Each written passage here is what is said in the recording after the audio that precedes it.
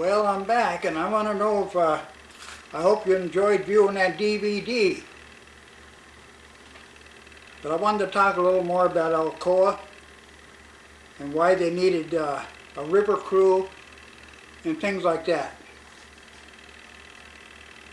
You know, Alcoa started building their aluminum plant up here in the late 1890s or the early 1900s. And they had to buy power from other sources at that time. Probably from Canada and probably from Niagara Mohawk, which was pretty costly at that time. So anyways, somebody discovered or figured out that the St. Lawrence River was quite a bit higher than the Grass River. So that was good news for Alcoa. So they hired a lot of people, steam shovels and everything else. I think I said that in that DVD, but anyways, they dug a 3-mile canal from the St. Lawrence to the Grass. They put the powerhouse down at the Grass River end. So that allowed a lot of water. It flowed down through that canal pretty fast. So they generated their own power. And they shipped that power over to their pot rooms, and they made aluminum there for years and years.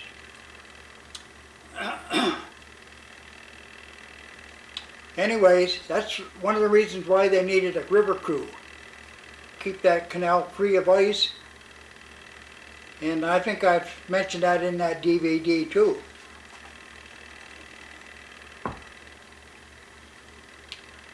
It was nice. They had their own power. I can remember you had those big, from the powerhouse running over to the pot rooms.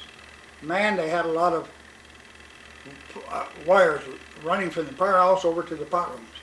They would just stack right up. You drove under them as you drove down towards Messina Center. So I just wanted to talk about that. Alcoa was a good company to work for. I worked there, out at the river crew about 12 years. And then they raised that lake. Of course, we lost our job. We had to go looking for other work. But I just wanted to talk about that a little bit. And I want to talk about one night I was working on there. One cold winter night, probably 20 below zero. And we had to keep the tug fires going for the day crew. When they come on, they took the tug out and break ice, and the crew did use a lot of dynamite. Anyways, I fired up this tug Ricky. You had to keep both tugs ready. And I felt the tug move, and I couldn't figure out why it was moving. I said, holy man, I wonder what's going on here. Anyways, I hurried up, shut everything off in the tug, hurried up the ladder and got out of that tug. Got over on the dredge, then over on the bank, and everything was moving, and once I was on the shore, I started backing up, and that tug come right up out of the river. It was shoved right up on the bank. I got pictures of that too. Anyways, it was kind of an eerie feeling, seeing that tug come right up out of the water. Anyway, I kept backing up, and the tug kept coming, and I couldn't figure out what was wrong, but all the ice above that dredge and the tugs broke loose, and even though that dredge had 3 stiff legs on it, and it was drove right down in the bottom of the river. It shoved that right along like it was nothing. And that's why that tug got shoved up. Anyway, what happened to that tug? It was caved right in where you already come up out of there. Well, the following summer, they took it over to Cornwall, and they put a nice diesel engine in it, and they put an automatic, a furnace like you'd have in your home. Small water furnace. And anyways, we didn't have to fire up that no more, and it made the job a lot easier. And that's one of the stories I'll always think about that. But during World War II, Alcoa hired about 6,500 men. That's a lot of people.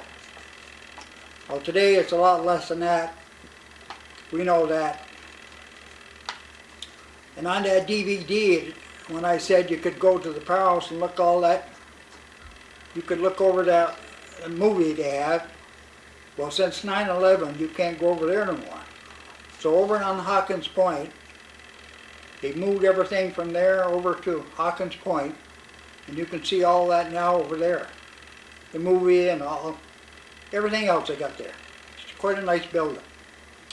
So that's just all I wanted to talk about.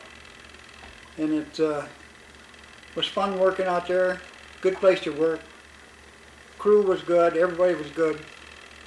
So that was a good time to work out there when things were changing from the old river crew to no more crew.